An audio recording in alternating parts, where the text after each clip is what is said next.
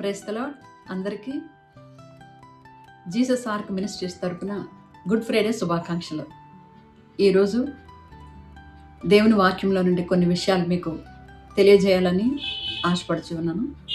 అదేమిటంటే, మన జీవితంలో మనకు తెలియకుండానే కొన్ని నెగిటివ్ ఎమోషన్స్ని మనం మోస్తూ ఉంటాం. వాటి వల్ల మనకు చాలా నష్టం అనుకోకుండానే జరుగుతూ ఉంటుంది. కారణం ఏంటంటే, ఆ ఎమోషన్స్, ఆ యొక్క నెగిటివ్ ఎమోషన్స్ మనల్ని కృంగదీస్తూ ఉంటాయి. తెలియకుండానే మన బ్లెస్సింగ్స్ కూడా బ్లాక్ చేస్తూ ఉంటాయి, మన ఆశీర్వాదాలు కూడా అడ్డుకుంటూ ఉంటాయి. అందులో ప్రాముఖ్యమైనది ఏమిటంటే క్షమించలేని గుణం. ఆ క్షమించలేని స్థితి మనల్ని ఎక్కడో ఒక దగ్గర స్టక్ చేస్తూ ఉంటుంది. కొన్నిసార్లు కొన్ని విషయాల్లో మనల్ని ఎవరో బాధ పెడుతూ ఉంటారు. మనం ఎవరినైతే నమ్మామో వారే మనల్ని మోసం చేస్తూ ఉంటారు.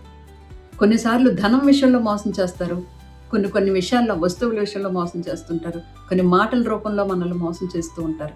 అయితే వారిని మనం క్షమించే విషయంలో మాత్రం ఆ విషయాన్ని ఎట్టి పరిస్థితుల్లో క్షమించము. అదే విషయాన్ని జ్ఞాపకం చేసుకుంటూ బాధపడుతూ ఉంటాము, వారిని నిందిస్తూ ఉంటాము, వారిని తృణీకరిస్తూ ఉంటాము. ఆ విధంగా చేయటం వల్ల నష్టం వారికంటే ఎక్కువ మనకే. మరి యేసుప్రభు వారి జీవితాన్ని చూస్తే, ఆయన ఏ పాపము లేని దేవుడు, ఆయన పాపము లేని పవిత్రుడు, పాపంలో చేరక ప్రత్యేకంగా ఉండువాడు అని దేవుని వాక్యం సెలవిస్తుంది. నిష్కళంకమైన దేవుడు. ఆయన చెప్తున్నాడు, యేసుప్రభు వారు, నాలో పాపమున్నదని ఎవడు స్థాపించగలడు అని ఆయనే సవాలు విసురుతున్నాడు. అలాంటి పాపము లేని దేవుడు దౌర్జన్యం నుండి, అన్యాయపు తీర్పు నుండి, మనుషులందరి చేత దూషించబడి, హేళన చేయబడి, ఎంతో విపరీతమైన ఆ యొక్క కొరడా దెబ్బలు పొంది మన కొరకు, మన పాప క్షమాపణ కొరకు అతను అంత గొప్ప త్యాగం చేసినప్పుడు, ఆయన నమ్ముకున్న బిడ్డలుగా మనం కనీసం ఒక్క మాట ఎవరైనా అంటే మనం పడలేని స్థితిలో ఉంటాం. దానివల్ల సాతానుకి అవకాశం ఇవ్వడం జరుగుతుంది. ఆ సాతాను మనల్లో ప్రవేశించి మనం తెలియకుండానే మనం అనేకమైన ఆ భారాన్ని మనం భరిస్తూ అది క్యారీ ఆన్ చేస్తూ జరుగుతూ ఉంటుంది. కానీ దేవుని వాక్యం ఏం సెలవిస్తుందో తెలుసా? యేసుప్రభు వారు మనకు నేర్పించిన బోధ ఏమిటో తెలుసా? యేసుప్రభు వారు మనల్ని ప్రేమించి ఈ లోకానికి వచ్చి మన పాప క్షమాపణ నిమిత్తమే ఆయన కల్వరి శిలువలో తన ప్రాణాన్ని బలిగా అర్పించారు. ఆయన చేసిన బలియాగం వలన, ఆయన చేసిన సజీవ యాగం వలన మనకు పాప క్షమాపణ ఉచితంగా కలిగింది. మనం క్రీస్తునందు విశ్వాసం ఉంచటం వలన ఆ పాప క్షమాపణ కలిగింది. కానీ ఇప్పుడు మనం ఏం చేస్తామంటే, ఇతరులను క్షమించటానికి మనం ఎట్టి పరిస్థితిలో కూడా ఒక స్టెప్ తీసుకోము. క్షమించే మనసు మనలో ఉండదు.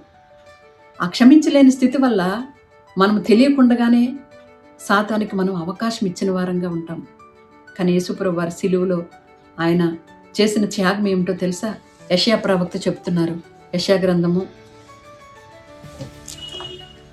53వ అధ్యాయము 7వ వచనం నుంచి చదివితే 7-8 వచనాలు. అతడు దౌర్జన్యము నందెను, బాధింపబడినను అతడు నోరు తెరవలేదు. వదకు తేబడిన గొర్రెపిల్లయు, బొచ్చు కత్తిరించు వాని ఎదుట గొర్రెయు మౌనముగా ఉండనట్లు అతడు నోరు తెరవలేదు. అన్యాయపు తీర్పు పొందినవాడై అతడు కొనుపోబడెను. అతడు నా జనుల అతిక్రమమును బట్టి మొత్తబడిన కదా, సజీవుల భూమిలో నుండి అతడు కొట్టివేయబడెను. Praise the lord. చూసారండి, దేవుడట దౌర్జన్యం పొందాడంట, బాధింపబడ్డాడంట, వదకు సిద్ధపడిన గొర్రె పిల్లవలే వధించబడ్డాడంట. అయినా సరే దేవుడు నోరు తెరవలేదు. ఒక్క మాట కూడా వారిని పలకలేదు. ఒక్క మాట కూడా ఎదిరించి మాట చెప్పలేదు. అక్కడ అందరూ కూడా సిలువ వేయమని చెప్పి యేసుప్రభు వారి మీద ఎన్నో దూషణ మాటలు పలికి, ఇతడు దేవదోషం చేస్తున్నాడు, ఇతడే దేవుడని చెప్పుకుంటున్నాడని చెప్పి వ్యతిరేకమైన మాటలు పలికి అతన్ని బాధించి, హింసించి, ఎన్నో బాధలు పెట్టి అతన్ని మరణానికి అప్పగించడానికి అందరూ సిద్ధపడ్డారు. అలాంటి సమయంలో పిలాతు వచ్చి చెప్తున్నాడు, ఏమని? నువ్వు తప్పు చేయలేదని నాకు తెలుసు, నువ్వు ఏ నేరము చేయలేదని నాకు తెలుసు. నువ్వు ఒక్క మాట నాతో మాట్లాడితే నిన్ను విడిపిస్తానని చెప్పి ఆ పిలాతు చెప్తున్నాడు. ఎందుకంటే నిన్ను విడిపించడానికి నాకు అధికారం ఉంది అని పిలాతు చెప్తున్నాడు. అప్పుడు యేసుప్రభు వారు ఏం చెప్పారో తెలుసా? దేవుని వాక్యము అదేంటంటే, అందుకు పిలాతు, నేను యూదుడనా ఏమి?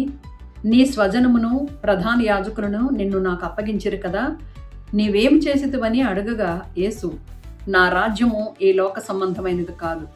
నా రాజ్యము ఈ లోక సంబంధమైనదైతే నేను యూదులకు అప్పగింపబడకుండానట్లు నా సేవకులు పోరాడుదురు కానీ నా రాజ్యము ఇహ సంబంధమైనది కాదు అని యేసుప్రభు వారు చెప్పారు.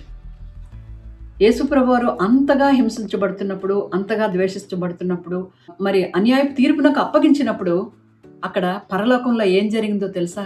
అలాంటి సమయంలో ఆ దేవదూతలందరూ వెళ్ళి పరలోకంలో పరమ తండ్రిని వేడుకున్నారంట. తండ్రి, ఒక్క మాట సెలవివ్వు, అక్కడ ఎవరైతే హింసిస్తున్నారో వారందరినీ నశింపజేస్తామని చెప్పి ఒక్క మాట సెలవివ్వమని 72,000 మంది దేవదూతలు వెళ్ళి ఆ పరలోకపు తండ్రిని అడిగారంట. అప్పుడు దేవుడు మౌనంగా ఊరుకున్నాడండి. తండ్రి అయిన దేవుడు ఒక్క మాట కూడా సెలవివ్వలేదు. ఎందుకో తెలుసా? ఇక్కడ ఈ భూమి మీద యేసుప్రభు వారు మన కొరకు తన ప్రాణాన్ని పెట్టాలి, ఆయన మన పాప క్షమాపణ మనకు కలగాలి అంటే ఆయన సిలువలో బలి అర్పణ చేయాలి. అందువలన దేవుడు ఆ విధంగా మన కోసం ప్రాణం పెట్టాడు. అందుకే చెప్తున్నాడు, ఈ లోక సంబంధమైందే నా రాజ్యం అయితే నా సేవకులు అంటే నా దేవదూతలు పోరాడి ఎప్పుడో మిమ్మల్ని నశింపజేసి ఉండేవారు, కానీ నా రాజ్యం ఈ లోక సంబంధమైంది కాదని చెప్పాడు. ఒక పర్పస్తో యేసుప్రభు వారు ఈ లోకానికి వచ్చి ఆ పాప క్షమాపణ మన నిమిత్తం సిద్ధపరిచాడు. అందులో భాగంగా మనము క్షమాపణ గుణం అనేది దేవుని బిడ్డలుగా మనం కలిగి ఉండాలి. మనం క్షమించాలి. ఎలాంటి వారినైనా సరే మనం క్షమించగలగాలి. మన జీవితంలో ఎలాంటి సిచ్యువేషన్ జరిగినా సరే క్షమించగలగాలి. ఆ క్షమించినప్పుడే దేవుడు మన పక్షాన్ని నిలబడి మనకు సహాయం చేస్తాడు, మనల్ని దీవిస్తాడు. అక్కడున్న చీకటి అంధకార శక్తులన్నీ కూడా వెళ్ళిపోతాయి. క్షమాపణ ఎక్కడుంటుందో అక్కడ ఆశీర్వాదం ఉంటుంది. క్షమించే మనసు మనకు ఉండాలి. మనం ఎప్పుడైతే క్షమించామో అప్పుడు దేవుడు మిగతా పని ఆయన చూసుకుంటాడు, మిగతా కార్యం ఆయన జరిగిస్తాడు. మనం క్షమించనంత కాలము దేవుడికి అవకాశం ఉండదండి. అందుకని దేవుని ప్రియబిడ్డలారా, క్షమాపణ అనేది చాలా చాలా ప్రాముఖ్యమైనది. క్షమాపణ ఎక్కడుంటుందో అక్కడ ఆశీర్వాదం ఉంటుంది. క్షమాపణ ఎక్కడుంటుందో అక్కడ పరిశుద్ధాత్ముడు పనిచేయడం ప్రారంభిస్తాడు.